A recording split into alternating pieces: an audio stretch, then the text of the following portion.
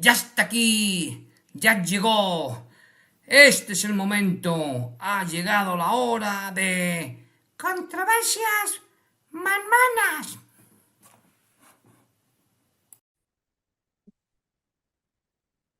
Hola, mis estimados oyentes. Pues aquí tenéis una semana más a Emmanuel para haceros llegar el siguiente capítulo de Una voz de amonestación, digamos, un libro que escribió Padre Peprak, que fue miembro de la Iglesia de Jesucristo en los Santos Últimos Días y de la Iglesia Mormona en la época de José Smith, y murió en 1857, año después de la muerte de su profeta. Bien, hoy vamos a ver el siguiente capítulo, que es el capítulo número 2 y para ello voy a compartir pantalla con todos vosotros para poder juntos leer este libro, porque fue tomado en su día como otra Biblia, es decir, ¿eh? Bien, capítulo 2 del cumplimiento de profecías futuras aún. ¿Qué es la profecía sino la historia invertida? Milagros, señales y prodigios que aún se verificarán. Habiendo descubierto y comprobado abundantemente que las profecías hasta este punto se han cumplido literalmente, es decir, al pie de la letra, esperamos que no se pierda de vista esa misma regla al considerar profecías todavía futuras. Estando a punto de pasar por el umbral de lo futuro, en que las maravillas del tiempo aún por nacer están para aparecer ante nuestra vista, en presentar a nuestros asombrados ojos los cuadros más potentes y majestuosos, las revoluciones más sorprendentes, las más extraordinarias destrucciones, así como las más milagrosas manifestaciones del poder y majestad de Jehová, en la gran restauración de su pueblo, del convenio que por tan largo tiempo ha estado disperso.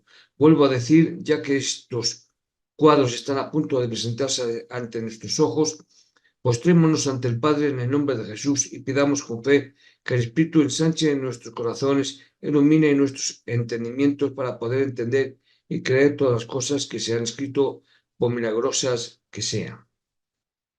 Sin embargo, si no estáis preparados para resistir, perdón, para resistir persecuciones, sino que queréis que se hable mal de vuestro nombre, si no podéis aguantar que se os trate de bribones, impostores de mentes, o como que estáis poseídos del demonio, o si estáis sostenidos por los credos de los hombres a creer solo esto y nada más, será mejor que paréis aquí, porque si vais a aceptar todas las cosas contenidas en la Biblia y que aún están por venir, os veréis obligados a aceptar milagros, señales, prodigios, revelaciones y el poder de Dios que sobrepujan todo lo que las generaciones pasadas han presenciado.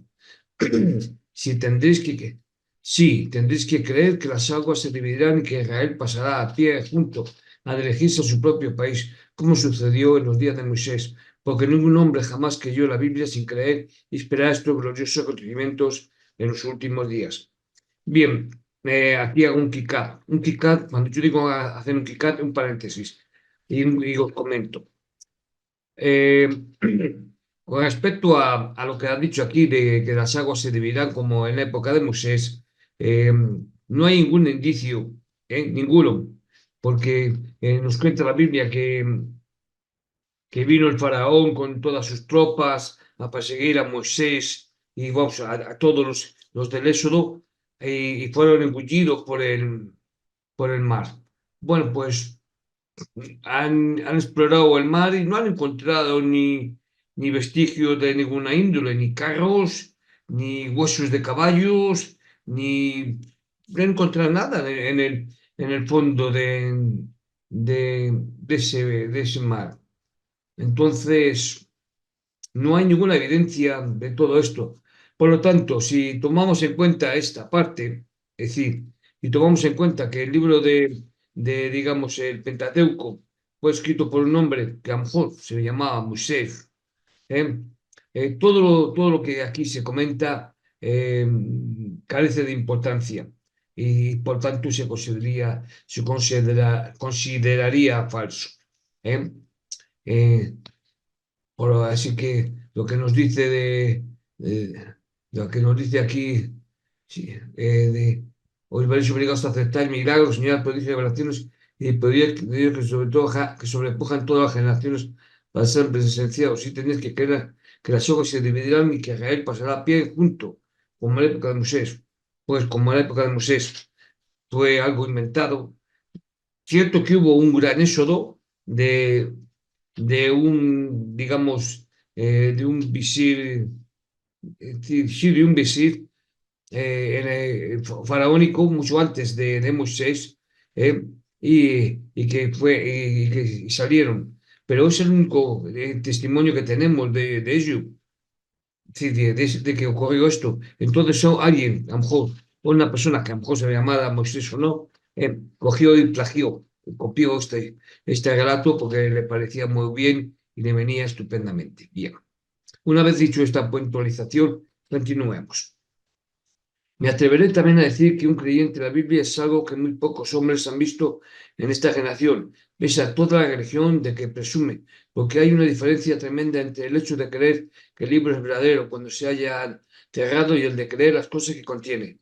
Actualmente en el mundo cristiano se considera que es una vergüenza muy grande no aceptar la Biblia cuando está cerrada, pero el que quiera hacer el experimento descubrirá que es mayor vergüenza creer que se cumplirán las cosas que en ella están escritas. Aquí está jugando con un juego de palabras de la Biblia cerrada. Es decir, hay que creer sin necesidad de decir como Tomás, que no hace falta tocar la salida de Jesús resucitado para creer. Eh, bueno, yo, es decir, con respecto a esto, es decir, yo creo en Jesús histórico. Por cierto, continúo. Por cierto, una de las causas principales de la persecución que sufrimos es porque creemos firmemente las cosas que se han escritas en la Biblia y esmeradamente las enseñamos. Mentira.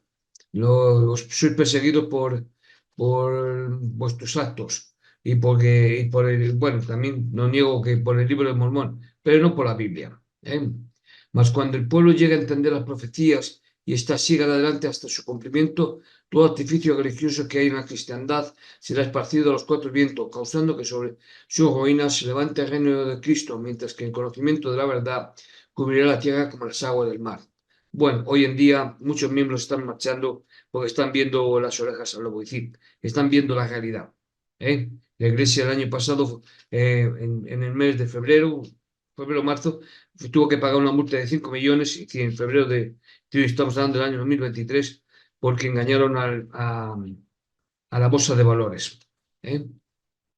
5 millones de dólares pagaron ellos voluntariamente para que no se les investigara. Bien, la congregación literal de Israel. Habiendo expresado lo anterior por vía de precaución, si alguno de vosotros tiene la intrepidez y sin importar las consecuencias se atreve a examinar conmigo al futuro, empezaremos por Isaías. Acontecerá en aquel tiempo que Jehová tornará a poner otra vez su mano para poseer las reliquias de su pueblo que fueron dejadas de Asur y de Egipto y de Patia y de Etiopía y de Persia y de Caldea y de Amán y de las islas del mar. Bueno, y levantará pendón a las gentes, juntará los desterrados de Israel y reunirá los esparcidos de Judá de los cuatro cantones de la tierra. Y secará Jehová la lengua del mar de Egipto y levantará su mano con fortaleza de su espíritu sobre el río y lo herirá en sus siete brazos y hará que pasen por él con zapatos. Y habrá camino para las reliquias de su pueblo, las que quedaron de Asur, de la manera que lo hubo para Israel el día que subió de la tierra de Egipto. Vemos aquí que se ha de izar un pendón a las naciones, no solo para los esparcidos de Judá, sino para los desterrados de Israel. Se dice esparcidos a los judíos, porque se hayan dispersados entre todas las naciones, pero a las 10 tribus se aplica la palabra desterrados, porque efectivamente han sido desterrados, expulsados a un país donde viven solos, sin que de ellos tenga conocimiento las otras naciones. Recordaremos que las 10 tribus no han vivido en la tierra de Canaán desde que fueron llevadas cautivas por Nasar, rey de Asiria. Bueno, aquí está prejuzgando. Decía, las otras tribus son desterradas, no fueron desterradas, son también esparcidas. Así que continuamos. También nos es declarado que en el versículo 15 del maravilloso poder de Dios que se manifestará en la destrucción de una parte pequeña del mar rojo, llamada la lengua del mar de Egipto, y asimismo la división de los 7 brazos de algún río, al fin de que los hombres puedan pasarlo a pie junto.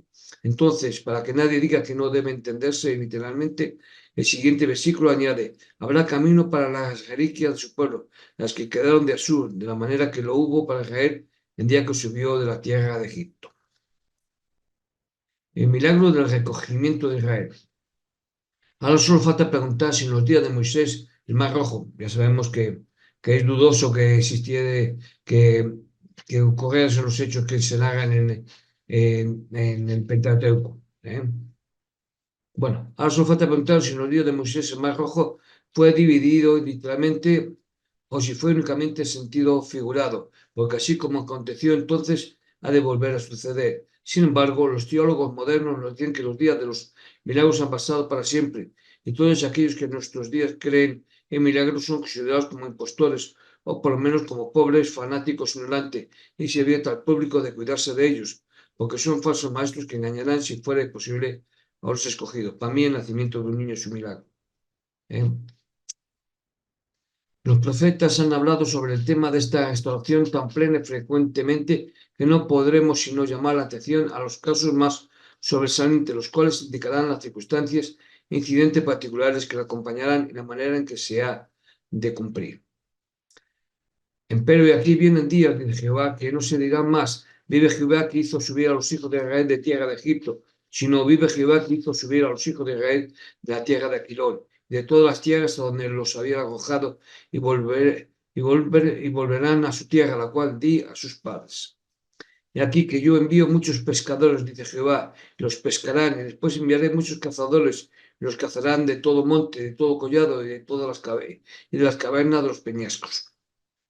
Hay que tener presente que siempre que Israel deseaba declarar la grandeza de su Dios, empleaba la expresión vive Jehová, que hizo subir a los hijos de Israel de la tierra de Egipto.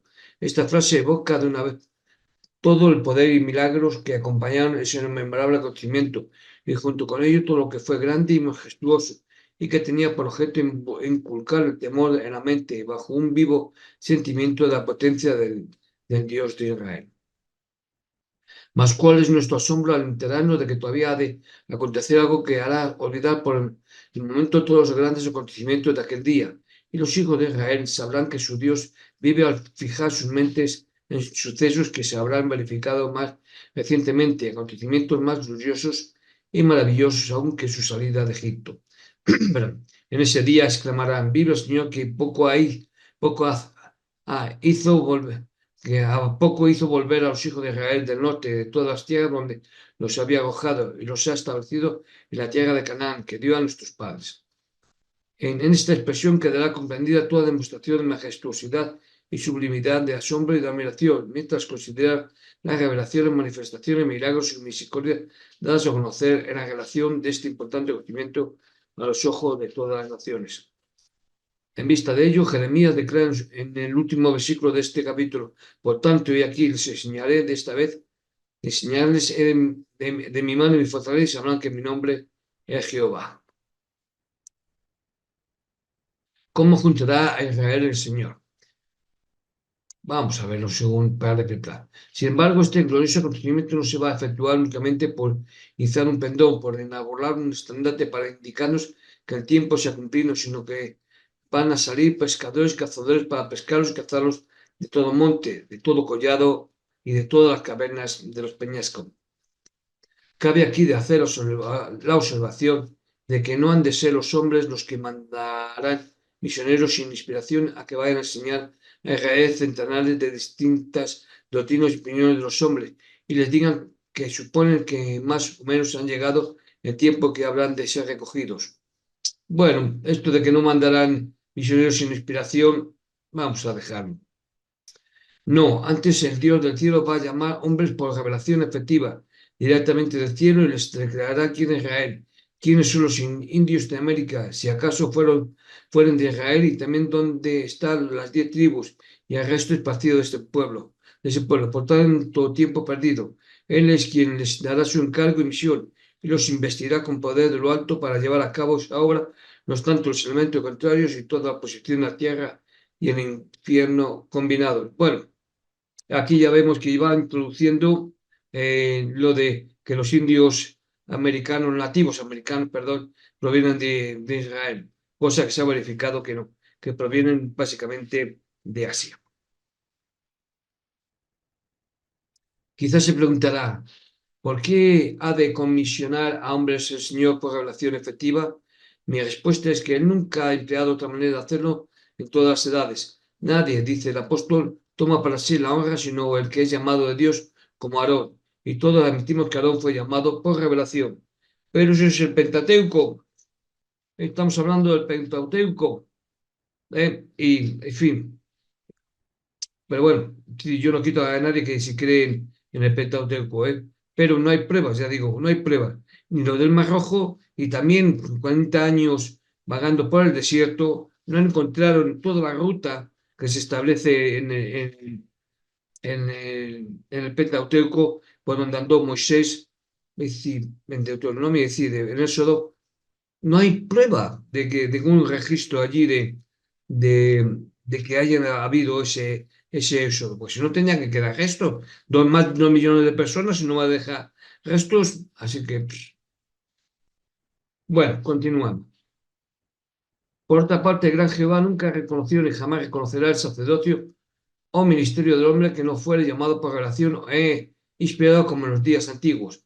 Mas el lector responde, oh, usted me confunde porque ninguno de toda la multitud de teólogos modernos profesa que ha habido revelaciones aparte de las que se hallan en la Biblia, ni que existan inspiraciones o dones sobrenaturales del Espíritu. ¿Lo rechazará usted a todos diciendo que no tienen autoridad? Yo contesto, no. La Biblia es la que lo afirma, y yo no hago más que humildemente acceder a esa decisión cual se halla aquí en las Escrituras, en lugar de seguir a los maestros que el pueblo se ha amontonado. La palabra amontonado no significa poco, sino muchos. Bien, veis, vemos aquí que él en verdad tuvo un gran maestro.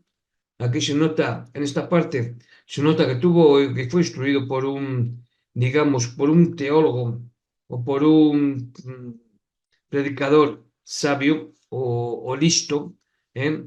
por lo que dice. Dice, no, yo no rechazo lo que dicen los teólogos, sino que yo me baso que yo me acojo a la Biblia. Aquí, como está diciendo, no, yo no digo que el libro de Mormón sea verdadero, sino que yo me dirijo al libro de Mormón para afirmarlo. Es como decir que el libro de Harry Potter es verdadero porque el mismo Harry Potter lo establece así. Hay que creer en el de Harry Potter porque es un libro que existe. ¿eh? Así que no, Pale Pepra, lo siento, no intentes engañar a la gente. Continuamos, pues. Israel será recogido por revelación. Sin embargo, a fin de mostrar más claramente que Dios dará revelaciones para realizar su gloriosa obra, nos referiremos al capítulo 20 de Ezequiel, versículos 33 a 38. Bueno, como vemos aquí está, ya nos va encauzando a la gente para decirle, es decir, ha habido revelaciones en el Antiguo Testamento, ha habido revelaciones en el Nuevo Testamento y todavía hay revelaciones modernas porque ha aparecido el libro de Mormón, ha aparecido José Smith y él trae las revelaciones modernas. Es decir, nos va como una flecha, va llevando a la gente al punto central de la diana.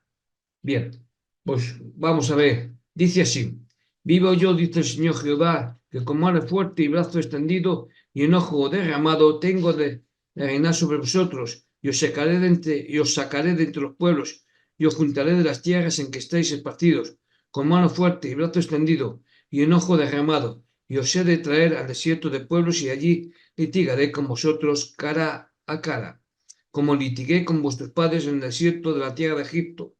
Así litigaré con vosotros, dice el Señor Jehová, y os haré pasar bajo de vara, y os traeré el vínculo de concierto, y apartaré entre vosotros los rebeldes, y los que se rebelaron contra mí de la tierra de sus destierros los sacaré, y a las tierras de Israel no vendrán, y sabéis que yo soy Jehová. Y dice Pepla, observaréis que se extiende esta promesa con doble firmeza. En primer lugar, con el juramento, vivo yo. En segundo, la afirmación de que con mano fuerte, etc. Bueno, aquí también voy a hacer una puntualización, y es las traducciones. Cuando aquí habla de vivo yo y todo eso, es decir, recordad que del hebreo se tradujo al griego, y entonces algunos traductores variaron algunas palabras. ¿eh? ¿De acuerdo? Entonces, él lo intenta enfatizar, pero hay que tener cuidado con las traducciones de algunas palabras. Bien, continuamos. Y al final de ese mismo capítulo, para que el pueblo no fuese a mal entenderlo, el profeta exclama: Ah, Señor Jehová, ellos dicen de mí, ¿no prefiere este parábolas? Leemos aquí que los hijos de Israel se le han traído de entre todas las naciones, con mano fuerte y brazo extendido, y un ojo derramado. Oh, naciones que resistís estas cosas, tened cuidado, acordado del faraón y aprended sabiduría. Vemos que serán traídas al desierto de pueblos donde el Señor ha de litigar con ellos cara a cara, como lo hizo con sus padres en el desierto de Egipto. Sigue jugando con las palabras. Esta licitación ha de hacerse cara a cara, jamás podrá llevarse a cabo sin revelación y una manifestación personal tan potente como en los días antiguos. Ahora me permito preguntar, ¿fueron todas las manifestaciones a Israel en el desierto meramente fábulas que no se han de entender literalmente? Si es así, lo mismo sucederá con esta, porque una será precisamente como la otra. Mas no se trata de una parábola, sino de una realidad gloriosa. Los hará pasar bajo de vara y los traerá en micro de concierto. No voy a comentar. No deja vuestro criterio. Continuamos. Se hará nuevo convenio con Israel. ¿Ve? El nuevo sempiterno convenio. Esto nos trae en memoria el nuevo convenio tal frecuentemente prometido en la Escritura, que se ha de contentar con la casa de Israel y con la casa de Judá al llegar el tiempo de recogerlos de su larga dispersación. Algunos podrán suponer que el nuevo convenio de recoger a Israel se hizo cumplir en los días de Cristo y sus apóstoles, mas Pablo nos dice que en sus días era un acontecimiento futuro aún. Por lo tanto, en el capítulo 11 de Romanos dice que el endurecimiento en parte ha acontecido en Israel hasta que haya encontrado la plenitud de los gentiles, y luego todo Israel será salvo. Como está escrito, vendrá de Sion el libertador, que quitará de Jacob la impiedad, y este es mi pacto con ellos cuando quitare sus pecados. Esto nos hace ver que el apóstol fijó ese convenio en el futuro, la época de la restauración de Israel, los últimos días, cuando los tiempos de los gentiles habrían de ser cumplidos. Era entonces que habría de venir el libertador de Israel y no antes, ya que lo habían rechazado la primera vez que vino a ellos. Bien, Pablo era judío y Pablo escribió mucho antes que los evangelistas. Sí, porque Marcos, Lucas, Mateo fueron discípulos de Pablo.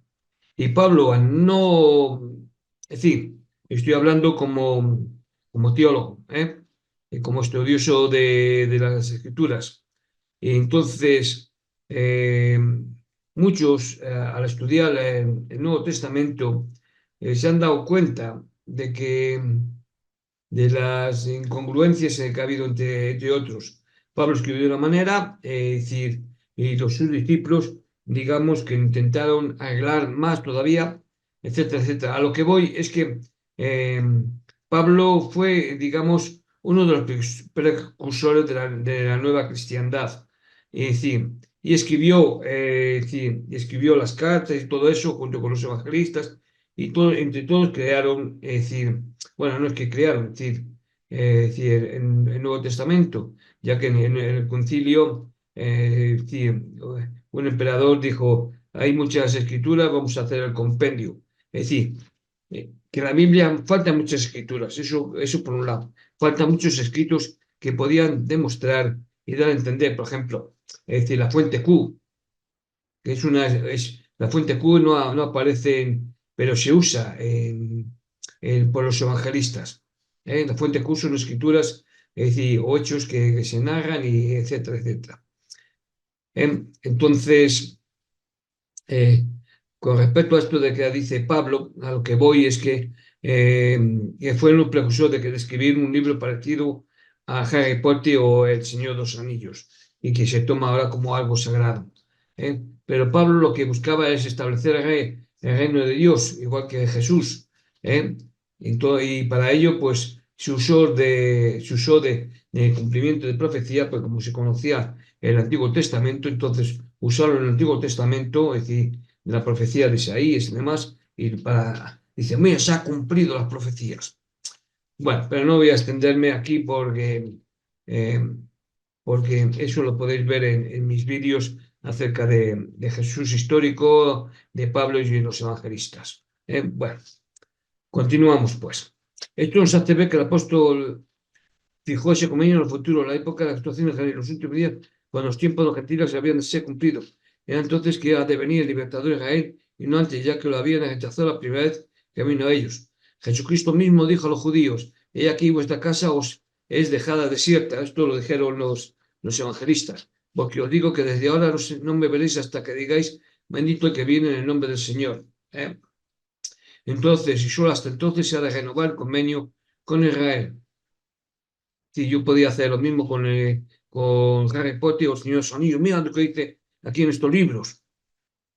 Bien, continuamos. Cuando los apóstoles preguntaron diciendo: Señor, ¿restituirás el reino de Israel en este tiempo? Él contestó que no era de ellos saber los tiempos o las acciones que el Padre había puesto en su sola potestad, mas ellos, después de ser investidos con el poder de lo alto, darían testimonio de él, etc. Como si les hubiese dicho: esa obra no os corresponde realizar, sino que se hará en el debido tiempo del Señor por conducto de aquel a quien él le plazca autorizar, más vosotros haced la obra que os he encargado. También Isaías, hablando de este convenio, dice que por ese medio la posteridad de ellos sería conocida entre los gentiles y sus renuevos en medio de los pueblos, y haría que cuando lo mirasen los conocieran que eran simiente bendita de Jehová. El nuevo convenio ha de ser por revelación. Bien se sabe que solamente por medio de la revelación se puede determinar el asunto de que si los aborígenes de América son de la posteridad de Jacob o no, y por la prueba de ADN. Además, no se sabe con certeza dónde están las 10 tribus o quiénes son, pero el nuevo convenio revelará estas cosas cuando se manifieste. Él resolverá el asunto claramente. Entonces conoceremos su estirpe entre los gentiles y su descendencia entre los pueblos. Cuán diferente, sin embargo, fue el efecto del convenio hecho hace 1900 años, es decir, en lo que concierne al efecto que surtió en Israel. Rechazó a los israelitas por su incredulidad y ha causado que todos aquellos que los han visto o han sabido de ellos desde esa época hasta la fecha los conozcan como la descendencia que el Señor ha maldecido. Cuando se ha renovado el convenio en los últimos días, el Señor los traerá en vínculo de concierto, manifestándose a ellos en persona. Permítaseme preguntar: ¿de qué manera concierta Dios convenio con el pueblo de cualquier época? La respuesta es comunicando su voluntad a ellos por revelación efectiva, pues de no haberla sería imposible hacer convenio entre dos partes. A fin de ilustrar esto, presentaremos un ejemplo. Ya sabemos cómo hacemos convenios unos con otros. Un joven, por ejemplo, desea hacer convenio al matrimonio con una señorita, pero si se le priva de toda oportunidad de anunciarle su parecer, si se impide toda comunicación directa entre ellos, jamás se efectuará el convenio. Así es con Dios Todopoderoso. Jamás estableció pacto con sus hijos sin revelaciones y nunca podrá hacerlo. En una palabra, cuando hacía convenio con el pueblo y se trataba de una nación entera, incluía en ese convenio sacerdocio, oficios y autoridades, junto con las ordenanzas y bendiciones que corresponden a su convenio, y así lo hará en esta edad del mundo. Cuando sea establecido el nuevo convenio, se organizará el reino de Dios con todos sus oficios, ordenanzas, dones y bendiciones, como en los días antiguos, pero de esto hablaremos más cuando hagamos referencia al reino de Dios. Fue violado el convenio en los días de Cristo. ¿Y qué necesidad tenemos de renovar un convenio si jamás se ha traspasado? Pregunta el investigador. Si el Señor estableció un pacto en los días de los apóstoles, llamado el Nuevo Pacto, ¿por qué se precisa renovar ese convenio cuando está en pleno vigor hasta que es violado por una de las dos partes? Esto es una interrogación importante y en su resolución está envuelto el destino de toda la cristiandad. Conviene, pues, que tengamos cuidado de que la decisión sea perfectamente clara y la evidencia fácil de entender. Nadie intentará negar que se estableció un pacto entre Dios y el pueblo en los días de Cristo y sus apóstoles, y si ese convenio nunca ha sido traspasado, debe estar en vigor hoy día y, por consiguiente, no hay necesidad de uno nuevo. Bueno, eso no es cierto. Es decir, está diciendo esto porque está hablando a los que creen en la Biblia. Por lo tanto, está hablando de fe y religiosidad. Si no, no hay, si no, no hay de otra manera. Por lo tanto, nos resta demostrar que ese convenio ha sido quebrantado y tan completamente que no está en vigor ni entre los judíos ni los gentiles, y que ha perdido sus oficios, autoridades, poderes y bendiciones al grado de que en ningún lugar se halla entre los hombres. Para poder lograr esto, tendremos que investigar cuáles fueron sus oficios, autoridades, poderes y bendiciones, y entonces ver si todavía se conoce entre los hombres. Sí, para los creyentes. Condiciones del convenio del Evangelio. Leemos que sus oficios comprendían apóstoles, profetas, evangelistas, porque lo dicen los evangelistas, pastores y doctores, todos inspirados y puestos en la iglesia por el Señor mismo para la perfección de los santos, para la obra del ministerio, etc. Y habían de continuar en la iglesia, donde quiera que estuviese, hasta que todos llegaran a la unidad de la fe, a la medida de la edad de la plenitud de Cristo. En segundo lugar, los dones del Espíritu, que algunos llaman sobrenaturales, fueron poderes y bendiciones que formaron parte de ese convenio donde quiera que existió, ora entre los gentiles, ora entre los gentiles, mientras dicho convenio estuvo en vigor. Quiero ahora preguntarle a todo el mundo cristiano o a cualquiera de sus sectos o partidos si acaso tienen apóstoles, profetas, evangelistas, pastores y doctores inspirados de lo alto y junto con esto todos los dones y bendiciones del Espíritu Santo que pertenecía al convenio del Evangelio. Bien, esto, ya digo, lo sacaron los evangelistas, que los evangelistas eran, ya digo, Marcos, Mateo, Lucas y luego Juan, es decir, eran, por lo menos Marcos, Mateo y Lucas fueron discípulos o seguidores de Pablo. En ninguna parte, porque hay que entender una cosa, Jesús era judío, vivió como judío, nació en un seno de una familia judía.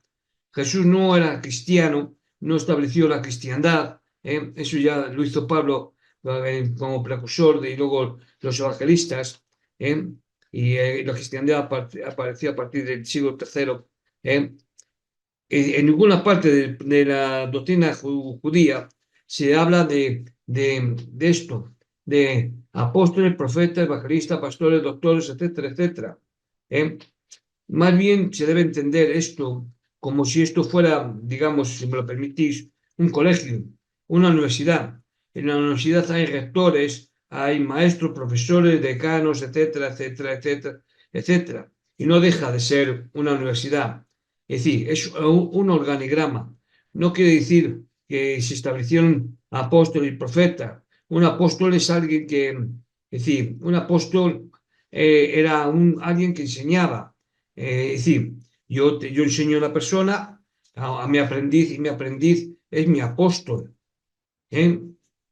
Entonces, pero aquí se hablan como una jerarquía.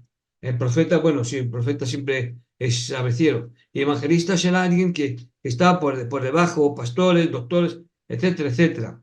Es decir, es como en la época de, digamos, que no habla del Pentateuco de Moisés, que Moisés estableció a Aarón como líder, siendo Moisés el profeta, Aarón pues sería el apóstol, y luego los que estaban alrededor, porque Aarón era enseñado y Aarón tenía que enseñar a otros, y estos enseñaban al pueblo, sí, porque los levíticos era el pueblo escogido y elegido. Entonces hay que tener en cuenta todo esto, ¿vale? Bueno, después de dicho esto, continuamos. Si no lo tiene es porque se ha perdido los oficios y poderes que de ese convenio, y debe haberse perdido por motivo de la violación de dicho convenio, porque así fue como los judíos perdieron estos privilegios cuando fueron dados a los gentiles. Ella está jugando, ya digo, está jugando como estableciendo una jerarquía en la iglesia, lo cual no es jerarquía en la iglesia.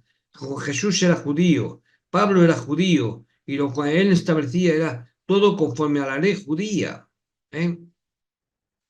También Pablo amonestó a los gentiles en el capítulo 11 de su epístola a los romanos que si no perseveraban en la voluntad de Dios tendrían que caer precisamente como había sucedido con los judíos que habían tropezado y caído ante ellos.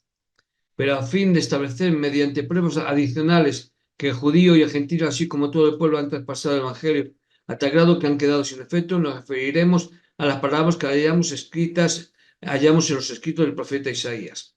He aquí que Jehová vacía la tierra y la desnuda y trastorna su haz y hace esparcir sus moradores y será como el pueblo, tal tal el sacerdote como el siervo, tal su señor como la criada, tal su señora, tal el que compra como el que vende, tal el que da prestado como el que toma prestado, tal el que da al logro como el que lo recibe.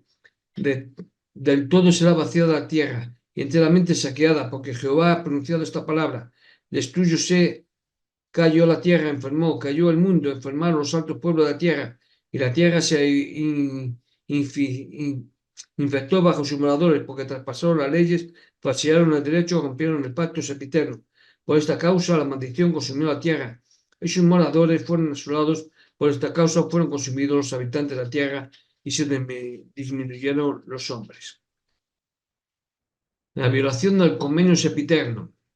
En estos versículos hallamos que la misma calamidad se cierne sobre el sacerdote y el pueblo, el rico y el pobre, el siervo y el señor, al grado de que todos serán consumidos, con excepción de unos pocos, y la causa es que la tierra se infectó bajo sus moradores, porque traspasaron las leyes, falsearon el derecho, rompieron el pacto sempiterno. Bueno, aquí vemos que ponen se inficionó, es decir, pero está mal escrito, se infectó. Continuamos. Esto no puede referirse a ninguna otra cosa sino al convenio, ordenanzas y leyes del Evangelio que se establecieron entre el pueblo en los días de los apóstoles, porque al tratarse de la violación de convenios anteriores, los habitantes de la tierra jamás han sido destruidos por fuego, es decir, todos con excepción de unos pocos. Mas esta destrucción se ha de llevar a cabo por fuego, tratará como lo fue en el diluvio en los días de Noé. No hay prueba del diluvio de Noé. Bueno, sí, hubo un diluvio, pero de lo de Noé. Ha de consumir al sacerdote así como al pueblo, por haber traspasado el convenio del Evangelio con sus leyes y ordenanzas. Si esto no es así, debemos buscar una edición nueva de la Biblia que no contenga el capítulo 24 de Isaías. Ezequiel profetiza el recogimiento de Israel. Habiendo resuelto este asunto, según Paripepra, se espera que comprendamos la necesidad de un convenio nuevo a fin de salvar a los pocos que no van a ser consumidos, de manera que dejaremos este asunto por lo pronto para volver al tema del recogimiento de Israel. Se recomienda la lectura de los capítulos 36, 37, 38 y 39 de Ezequiel. En el 36 se descubrirá la promesa de que Israel ha de volver de todas las naciones a las que ha sido esparcido y que será traído de nuevo al país que Dios concedió a sus padres. Jerusalén será habitada por multitud de hombres y todas las ciudades desoladas de Judea han de ser reedificadas, cercadas y pobladas. La tierra será cercada, cultivada y sembrada. Y entonces se dirá, esta tierra asolada fue como huerto de Edén, y las gentes sabrán que yo edifiqué las derribadas y planté las asoladas. Yo, Jehová, he hablado y lo hice. Así las ciudades desiertas serán llenas de rebaños de hombres y sabrán que yo soy Jehová. En el capítulo 37 hallamos que después de la visión sobre la resurrección de los muertos, el profeta habla de las dos naciones que llegarán a ser una sola sobre los montes de Israel, y agrega que un rey será a todos ellos por rey, y que nunca más serán divididos en dos pueblos cuando esto acontezca. Además, el tabernáculo del Señor estará con ellos, y su santuario se hallará en medio de ellos de allí en adelante. Él será su Dios para siempre, y ellos serán su pueblo. Y sabrán las gentes que yo, Jehová, santifico a Israel, estando en mi santuario entre ellos para siempre. Y es un hecho bien sabido que Judá y las 10 tribus jamás han sido una nación sobre los montes de Israel desde el día en que por primera vez se separaron en dos reinos. Se ve la mano del Señor en el recogimiento. Sin embargo, cuando esto acontezca, aún los paganos se darán cuenta de ello y se han de convertir al Dios verdadero como sucedió con Ciro. Pues si es como dicen que los misioneros van a convertir al mundo antes que el Señor lleve a cabo esta grande obra, entonces le evitarán la molestia de hacerlo según su propia manera y no habrá necesidad de cumplir las profecías y será frustrada la palabra del Señor y todo el mundo se tornará a la incredulidad. Bien ha dicho el Señor, mis pensamientos no son vuestros pensamientos ni vuestros caminos, mis caminos. Los capítulos 38 y 39 nos pintan un cuadro de muchas naciones unidas bajo un gran caudillo que el Señor se digna llamar Gog, montadas a caballo y dispuestas con toda clase de armadura, suben contra los montes de Israel, como nublado para cubrir la tierra, con objeto de tomar presa, quitar plata y oro y ganados y posesiones en abundancia. Es un acontecimiento que se ha de verificar después del regreso de los judíos y la reconstrucción de Jerusalén, mientras las aldeas y el país de Judea se hallen sin muros y sin cerrojos o puertas. Pero más están a punto de devorar a los judíos y asolar el país, y aquí se encenderá la ira del Señor y causará gran temblor sobre la tierra de Israel. Entonces los peces del mar, las aves del aire y todo lo que se arrastra sobre la tierra y todos los hombres temblarán delante de él, y todo muro se desplomará, y la espada de cada cual será contra su prójimo en este ejército. Y el Señor hará llover sobre él y sobre sus compañías y los muchos pueblos que estén con él, aguaceros, inundadores, granizo, fuego y azufre. Perdón. Y así él se hará grande y se santificará a los ojos de muchas naciones, y sabrán que es el Señor, y así caerán sobre la haz del campo y sobre los montes de Israel, God y todo su ejército, caballos y jinetes, y saldrán los judíos y juntarán las armas de guerra, sus escudos, paveses, arcos y flechas, y harán lumbres con ellas por 7 años, de modo que no tendrán que cortar leña en los bosques, porque con las armas harán lumbre y despojarán a los que los despojaron, y saquearán a los que los saquearon, y recogerán oro, plata y bienes en gran abundancia. El Señor será conocido el día del recogimiento. En ese día las aves del aire y las bestias del campo festejarán, pues han de comer hasta hartarse y beber sangre hasta emborracharse. Esta lectura que ya la garganta. Seguimos. Comerán carne de capitanes y reyes y valientes y todo hombre de guerra. Los judíos, sin embargo, tendrán por delante un deber muy importante que cumplir, a saber, enterrar los cuerpos de sus enemigos. Escogerán un sitio al oriente del mar llamado el Valle de los que pasan, y allí sepultarán a Gog y toda su multitud, y será llamado el Valle de Hamon-Gug, y así purificarán la tierra. Y pondré mi gloria entre las gentes, y todas las gentes verán mi juicio que habré hecho, y mi mano que sobre ellos puse. Y de aquel día en adelante sabrá a la casa de Israel que yo soy Jehová su Dios. Y sabrán las gentes que la casa de Israel fue llevada y cautiva por su pecado, por cuanto se rebelaron contra mí. Y yo escondí de ellos mi rostro, y los entregué en mano de sus enemigos, y cayeron todos a cuchillo, conforme a su inmundicia y conforme a su rebelión hice con ellos, y de ellos escondí mi rostro. Por tanto, así ha dicho el Señor Jehová: ahora volveré a la cautividad de Jacob, y tendré misericordia de toda casa de Israel, y celaré por mi santo nombre. Y ellos sentirán su vergüenza y toda su rebelión con que prevaricaron contra mí cuando habitaron en su tierra seguramente, y no habrá quienes los espante, cuando los volveré de los pueblos y los juntaré de las tierras de sus enemigos, y fueren santificados en ellos en ojos de muchas gentes.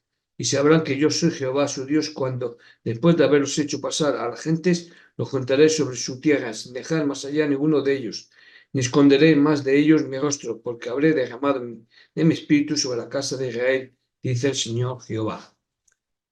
Perdón. ¿Por qué no se entiende a las profecías? En los pasajes anteriores nos es revelado que las naciones paganas sabrán que la casa de Israel fue llevada cautiva por motivo de sus iniquidades y que la mano de Dios ha de recogerlos nuevamente después que hayan sido avergonzados por todas sus maldades. La casa de Israel sabrá que fue el Señor su Dios quien causó que fuese llevado cautivos entre la gente, y que Él fue quien los recogió y defendió, y nunca más esconderá de ellos su faz antes de derramar a su espíritu sobre ellos.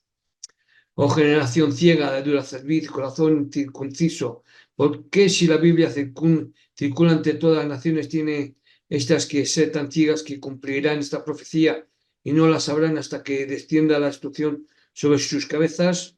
Tened cuidado que en la Biblia faltan escritos. Recordad, Biblia es un compendio y lo que significa Biblia, compendio, aglomeración, es decir, unión de libros. ¿Cuál es la causa de toda esta ceguedad? La culpa es de los maestros falsos que les dicen que se precisa espiritualizar la Biblia. Otros declaran que estas profecías no se han de entender sino hasta cuando se cumplan. Si así ha de ser, entonces jamás podremos escapar a los juicios que en ellas se decretan, sino que debemos continuar como hijos de las tinieblas hasta que el dicho juicio nos sobrevengan inesperadamente y nos destruya de sobre la faz de la tierra. ¿Dónde pues estará el consuelo de volver la mirada hacia atrás para verlas cumplidas? Mas bendito sea Dios que por boca de Daniel nos ha dicho que pasarán muchos y la ciencia se ha de multiplicar y que los entendidos han de comprender, mas ninguno de los impíos entenderá. Y ahora desearía preguntar, ¿quiénes son más inicuos que los guías de ciegos, guías deliberadamente cegados de ojos que nos declaran que no podemos entender las escrituras? Porque las escrituras no pueden ser interpretación privada. El día del Señor viene. En el capítulo 14 de Zacarías, este profeta nos revela mucho concerniente a la gran batalla de destrucción de las naciones que han de luchar contra Jerusalén y nos han expresado en palabras bien claras que el Señor vendrá en el momento preciso de la ruina de su ejército, justamente cuando estén para vencer a toda Jerusalén y tengan ya la mitad de la ciudad en sus manos y estén saqueando sus casas y forzando a sus mujeres. Entonces, he aquí, el Mesías tan largamente esperado aparecerá repentinamente y se pondrá de pie sobre el monte de los olivos al oriente de Jerusalén para pelear con ellos naciones y librar a los judíos. Zacarías declara que el monte se partirá en dos, de oriente a poniente, y que la mitad del monte se apartará al norte y la otra mitad al sur. De este modo se formará un valle muy grande al cual huirán los judíos para librarse de sus enemigos, como ya lo del terremoto de la época de Uzías, rey de Judá, mientras desciende el Señor y todos sus santos con él. Entonces verán los judíos a ese Mesías que por tan largos siglos habían esperado y lo verán venir con gran poder para rescatarlos precisamente como había esperado verlo. ¿Y si esto no sucede? Pregunto. Destruirá a sus enemigos y los librará de su angustia justamente en el momento de su mayor confusión. Y cuando estén a punto de ser devorados por sus enemigos, y cuando estén a punto de ser devorados por sus enemigos. Pero ¿cuál será su asombro cuando lleguen al pies de su libertador para reconocerlo como su Mesías? Descubrirán las heridas que en el tiempo se recibieron en sus manos, pies y costado, y al interrogar a la causa de ellas, conocerán a Jesús de Nazaret, el rey de los judíos, el varón por todo el largo tiempo despreciado. Bien dijo el profeta que habrá gran llanto y que cada linaje lamentará por sí y sus mujeres por sí. Pero alabado sea Dios, cesarán los lamentos porque Él perdonará sus pecados y los limpiará de su impureza.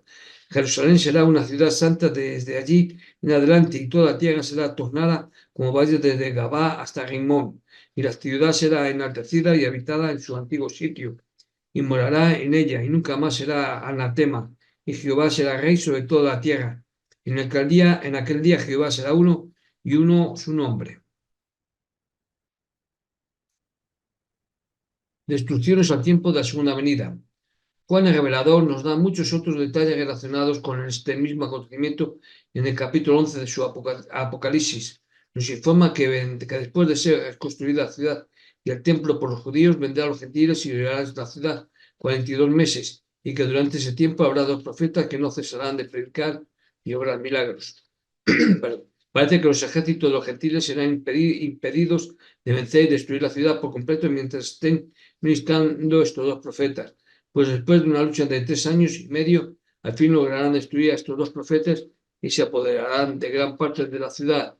Se enviarán regalos los unos a los otros por la muerte de los dos profetas y mientras tanto no permitirán que sean sepultados los cadáveres, sino que los dejarán tirados a las calles de Jerusalén 3 días y medio para que vean sus cuerpos muertos las multitud de los gentiles, compuestas de muchas familias, lenguas y naciones que andarán por la ciudad saqueando a los judíos. Después de 3 días y medio, el espíritu de vida venido de Dios repentinamente entrará en ellos. Resucitarán, se levantarán, se pondrán de pie y un gran temor se apoderará de todos cuantos los vienen. Y entonces oirán una voz del cielo que les dirá: subid acá. Y subirán al cielo en una nube, viéndolos sus enemigos. Luego de la descripción de esas cosas, sigue el terremoto a que se refiere Ezequiel y la división del monte de los olivos profetizado por Zacarías. Dice Juan: y en aquella hora fue hecho gran temblor de tierra y la 10ª parte de la ciudad cayó, y fueron muertos en el temblor de tierra el número de 7.000 hombres. Entonces viene la escena en que se oye el son de voces que proclaman: los reinos del mundo han venido a ser los reinos de nuestro Señor y de su Cristo, y reinarán para siempre jamás. Habiendo hecho un resumen de la descripción de estos grandes acontecimientos anunciados por los profetas, quisiera tan solamente decir que no es difícil entender que estas cosas tendrán un cumplimiento perfectamente claro y literal, solo para aquellos que creen en ello. Pero bueno, hablando a los creyentes.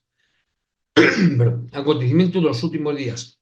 Baste decir que los judíos volverán a su patria y reedificarán a Jerusalén. Naciones se congregarán para combatirlos. Sus ejércitos circundarán la ciudad y más o menos la tendrán bajo su dominio durante 3 años y medio. Pero dos profetas judíos, por medio de su grande milagro, impedirán que los judíos sean vencidos por completo. Por fin serán muertos los dos profetas. La ciudad quedará casi totalmente a merced de sus enemigos por 3 días y medio, al fin de los cuales los dos profetas se levantarán de los muertos y ascenderán al cielo. Bien, aquí dice dos profetas judíos. ¿eh? Eso quiere decir que la iglesia mormona va a permitir que haya más profetas que los que ellos digan. Es lo que pregunto, porque ellos dicen que solo puede haber profetas dentro de la iglesia. Y yo digo, ¿no puede Dios mandar un profeta que no sea de la iglesia mormona? Ahí lo dejo.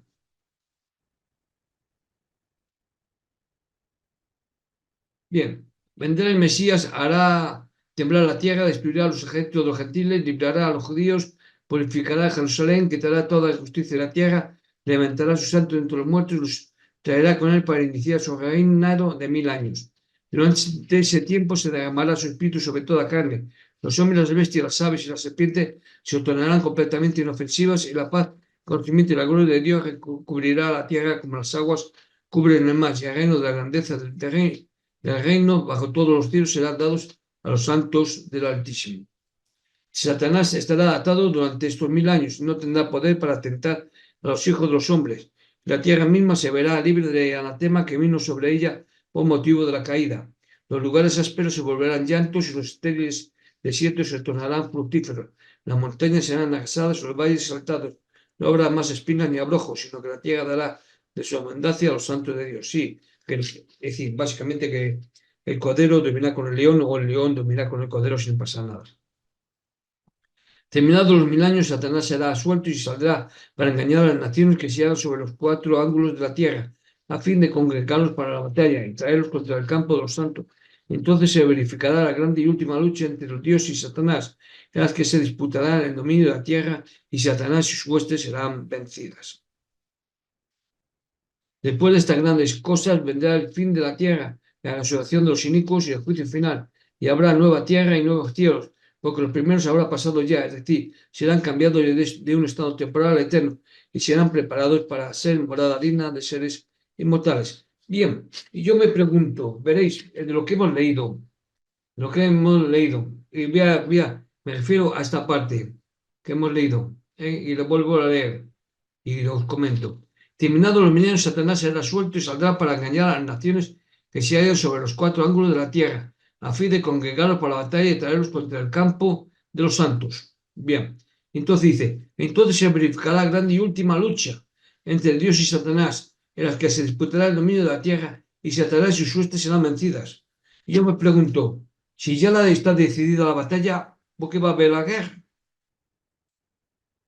¿Eh? Me pregunto yo, ¿para qué voy a luchar si la batalla está perdida? ¿Para ver a cuántos puedo engañar? Si voy a perder la batalla.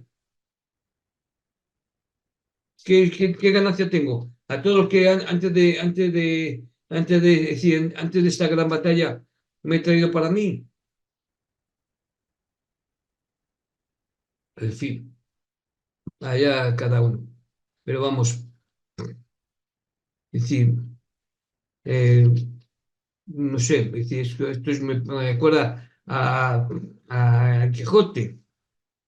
Sí, si la batalla, sí, vamos a luchar contra molinos de viento sabiendo que, que, que no vamos a poder vencer. Sí, somos Quijotes todos aquí. En fin, bueno, los mansos heredarán la tierra. Entonces vendrá Dios de Dios la Jerusalén y bajará del cielo después de ser renovada junto con toda la tierra y los cielos. Pues él dijo que haría nuevas todas las cosas. Esta ciudad nueva establecida sobre la tierra nueva, en medio de la cual estaría Dios y el Cordero, parece que va a ser la morada eterna del hombre. Una innovación. De modo que después de todo nuestro anhelo de hallar un sitio más allá de los límites del tiempo y del espacio, como dijo el poeta, al fin se hará volver en nosotros mismos, y entonces entenderemos que el hombre está destinado a heredar para siempre este mismo planeta sobre el que fue creado en el principio, y el cual será redimido, santificado, renovado, purificado y preparado como herencia perpetua para los herederos de la inmortalidad y la vida eterna. Su capital será la ciudad santa, y en medio de ella el trono de Dios, la cabecera del gobierno. Del trono de Jehová saldrán arroyos de agua de vida, resplandecientes como el cristal para regalarla, y la una y la otra parte del río estarán adornadas con árboles de belleza imperecedera. Bienaventurados los que aguardan su mandamiento para que su potencia sea en el árbol de la vida y que entren por las puertas de la ciudad. Quizás ahora empezamos a comprender el significado de las palabras del Salvador. Bienaventurados los mansos, porque ellos se recibieron la tierra por heredad. Y también el cántico que Juan oyó en el cielo, que terminó diciendo: y reinaremos sobre la tierra. Vamos a suponer que sois arrebatados al cielo y para estar allí con los redimidos de toda nación, tribu, lengua y pueblo. Al unir vuestras voces a las de ellos en sus himnos, os llenáis de asombro. Todo el cielo se llena de gozo mientras tañe la lira inmortal con la feliz expectación de reinar algún día la tierra. El planeta que hoy se halla bajo el dominio de Satanás, habitación de miseria y desdicha, del cual vuestro espíritu gozosamente ha salido y se ha despedido, según suponéis, para siempre. En vuestro asombro quizá preguntaréis: ¿por qué es que jamás oímos en este cantar entre las iglesias que estaban sobre la tierra? Y la respuesta será que fue porque vivisteis en la tierra en una época en que la gente no entendía las escrituras. Esta tierra será vuestro cielo. Abraham nos dirá que deberíais de haber leído la promesa que recibió de Dios en Génesis 17:8. Era que no solo se prometieron que su posteridad heredaría la tierra de Canaán perpetuamente, sino que él también. También deberíais haber leído el testimonio de Esteban en los Hechos 7:5, donde os habríais enterado de que Abraham no habría heredado las cosas que le fueron prometidas, más todavía esperaba ser resucitado de los muertos y conducido a la tierra de Canaán con objeto de heredarla. Sí, dirá Ezequiel, si hubieseis leído el capítulo 37 de mis profecías, habríais hallado una promesa definitiva de que Dios iba a abrir la sepultura de todos los de la casa de Israel y juntar sus huesos secos y restaurarlos cada cual a su propio lugar, y aún los cubrirá de carne, nervios y piel, y pondrá su espíritu entre ellos para que vivan. Entonces, en lugar de ser arrebatados hasta el cielo, serán conducidos a la tierra de Canaán, la cual el Señor les dio, y la heredarán. En vuestro asombro quizá os volveréis a Job y esté maravillado de que hubiese personas que ignorasen tal palpable asunto. Declarará: ¿no lo leísteis jamás en el capítulo 19 de mi libro, versículo 23 a 27, donde expresé el deseo de que se pudiese escribir en un libro mis palabras concernientes a que mi Redentor se levantará sobre el polvo y que yo lo he de ver en mi carne por mí y no otro, aunque mi cuerpo sea desechado? Aún David, el dulce cantor de Israel, os llamaría la atención a su Salmo 37, en el que repetidas veces declara que los mansos heredarán la tierra para siempre, después que los impíos sean talados. Y finalmente, para dejar definitivamente resuelto el asunto, llegaría a vuestros oídos la voz del Salvador, que en su sermón del monte declaró enfáticamente: bienaventurados los mansos, porque ellos recibirán la tierra por heredad. A estas observaciones tal vez contestaréis: ciertamente he leído estos pasajes, pero siempre se me enseñó a creer que no daban a entender eso, y por tanto no los pude comprender sino hasta ahora. Pero permítaseme ir y comunicar al pueblo las maravillas que se han desplegado ante mi vista, tan solamente por haber oído un breve cántico. Es verdad que mientras estuve en la tierra oí mucho acerca de la gloria celeste, pero jamás se me ocurrió pensar que se regocijarían esperando volver a la tierra. A lo que el Salvador dirá: a Moisés y a los profetas tienen. Si no oyen a Moisés y a los profetas, tampoco se persuadirán si algunos se levantaren de los muertos. Ya he comentado, así que respecto. Continuamos, pues. La inauguración del milenio. Volvamos ahora al asunto de la venida del Mesías y el principio de ese día glorioso llamado el milenio, o descanso de 1000 años. Del campo de la profecía por el cual acabamos de pasar, recogeremos: 1. Que ese día glorioso se iniciará mediante la venida personal de Cristo y la resurrección de los santos. 2. Que todos los malvados serán extirpados de la tierra por los poderosos juicios de Dios y por fuego al tiempo de su venida, de modo que la tierra será purgada de sus perversos habitantes por fuego, como en otro tiempo lo fue por agua. Esta quema comprenderá a los sacerdotes así como al pueblo, y no solamente unos pocos no serán consumidos. Esta consumación se aplicará con más particularidad a la iglesia caída que a los paganos y los judíos que hoy tratan de convertir. Hay de vosotros, gentiles, que os hacéis llamar el pueblo del Señor, mas habéis anulado la ley de Dios con vuestras tradiciones. En vano llamáis Señor, Señor, y no hacéis las cosas que Jesús manda. En vano lo adoráis, enseñando como doctrina los mandamientos de los hombres. He aquí, la espada de la venganza se tiene sobre vuestra cabeza, y a menos que os arrepintáis, caerá sobre vosotros. Y en aquel día será más tolerable el castigo a los judíos y paganos que a vosotros. He aquí, os engreéis creyendo que el día glorioso de que hablaron los profetas se inaugurará a causa de vuestras invenciones modernas y por medio de proyectos realizados a fuerza de dinero e ideados con objeto de convertir a los judíos y pagarlos a los varios principios sectarios que hoy existen entre vosotros. Y habiendo hecho esto, esperáis ver un milenio según el deseo de vuestros corazones. Mas ni los judíos ni los paganos serán convertidos como nación a ningún otro plan, sino el que se encuentra en la Biblia para la restauración de la Israel. Vosotros estáis obrando de acuerdo con el convenio violado y rápidamente os estáis madurando para el fuego. No porque os declaro la verdad que me tengáis por enemigo, porque oh Dios es mi testigo de que amo vuestras almas lo suficiente para ocultar de vosotros la verdad alguna, por dura que parezca ser. Las heridas de un amigo son mejores que los besos de un enemigo. Bueno, las señales de los tiempos. Aquí creo que vamos a ver un poco de Apocalipsis. En lo que concierne a la señal de los tiempos, frecuentemente surge la pregunta: ¿cuándo será esto? ¿Y qué señal habrá cuando estas cosas hayan de comenzar a ser hechas? Muchas veces se me han preguntado si estas cosas estarán próximas. Voy pues a declarar todo para que podáis saber por vosotros mismos cuándo estarán cerca. Sí, a la puerta, y así no tendréis que depender del conocimiento de otros. Y aquí veis el manzano y los demás árboles, y cuando empiezan a cubrirse de hojas, sabéis de vosotros mismos que el verano está próximo.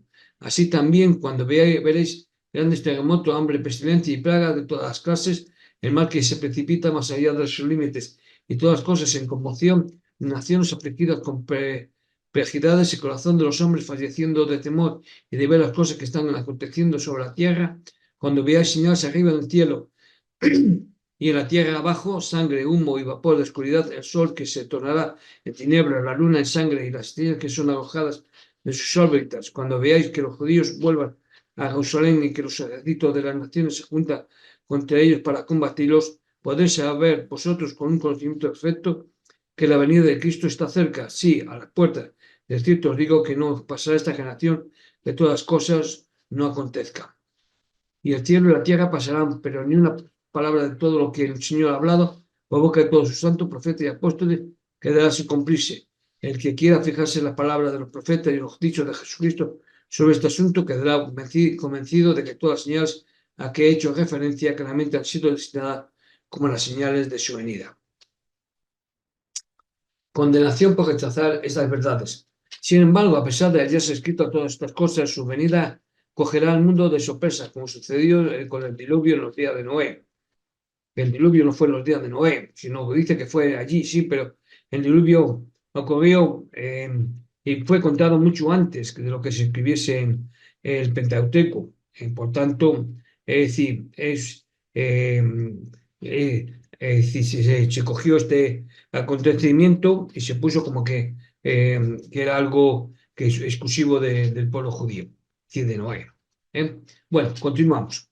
La razón será que no querrán entender a los profetas, no sufrirán la sana doctrina, sus oídos se apartarán de la verdad y se volverán a las fábulas por causa de los falsos maestros y los preceptos de los hombres. Peor todavía, cuando Dios les enviare hombres con el nuevo y sempiterno convenio, vestido de valor para testificar de la verdad, los tratarán como a las iglesias caídas han tratado a los siervos de Dios ante ellos. Cada iglesia se aferrará a su propio criterio y unidamente dirá: no hay necesidad de estas cosas nuevas, el modo viejo es el mejor. Gracias a Dios que hay individuos en todas las sectas que humildemente están buscando la verdad, que reconocerán la voz de la verdad y que serán recogidos y establecidos en el nuevo y sempiterno convenio y serán adoptados en la familia de Israel y recogidos con ellos participarán del mismo convenio de la promesa. Sí, como dice Jeremías en el capítulo 16 de sus profecías, a ti vendrá gente desde los sistemas de la tierra y dirán ciertamente: mentira poseyeron nuestros padres vanidad y no hay en ellos provecho.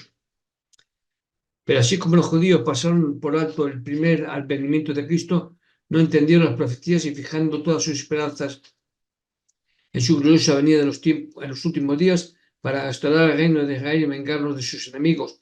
Y por este error fueron quebrantados y esparcidos. En igual manera, los gentiles dejarán pasar inadvertidas las profecías relativas a su segunda venida, confundiéndolas con el juicio final que no se ha de verificar, sino hasta más de 1000 años después. Y este error fatal, en lugar de ser la causa de que los gentiles sean quebrantados y esparcidos, lo será de que sean reducidos a polvo.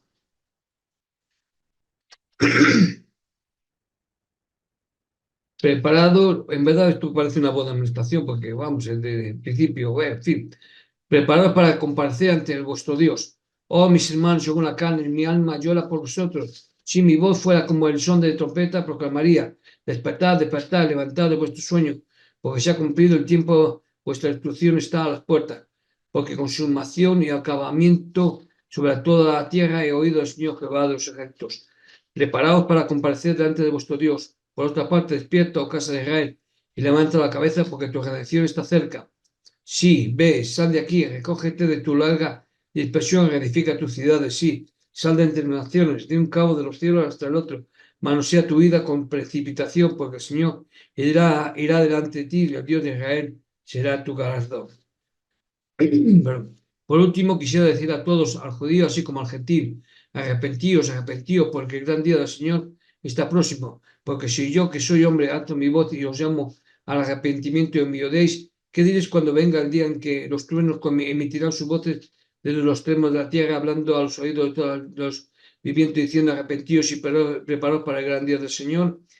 Y cuando los relámpagos resplandecerán desde el este hasta el oeste, y lanzarán sus voces a todos los vivientes, haciendo zumbar los oídos de todos los que escuchen, diciendo estas palabras: arrepentidos, porque el gran día del Señor es venido.